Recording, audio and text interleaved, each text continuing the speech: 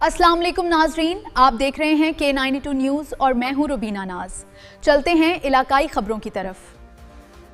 से bureau chief Iqbal Mughal की news शामिल करते हैं, जहां दौड़ में वाटर कोर्सेज की बंदिश और पानी की मसनूई वाराबंदी के खिलाफ आबादगारों का तपती धूप में मेहरान हाईवे पर धरना, जिसके बायस ट्रैफिक मुअत्तल।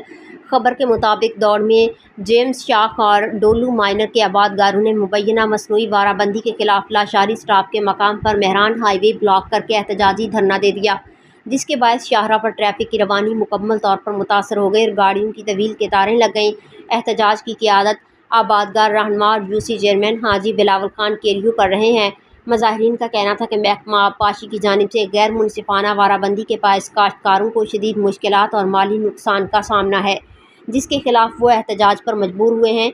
इस मौका पर हाजी बिलावल खान केरियो ने कहा कि आबादगार अपने जायज़ हकूक़ के हसूल के लिए हर मुमकिन कुर्बानी देने को तैयार हैं। उन्होंने वाज़ेह किया कि मुतालबात की मंजूरी तक धरना जारी रहेगा और ज़रूरत पड़ने पर आबादगार गिरफ्तारियाँ देने से भी गुरेज नहीं करेंगे, ताहम पानी के अपने हक़ से किसी सूरत दस्तबरदार नहीं होंगे।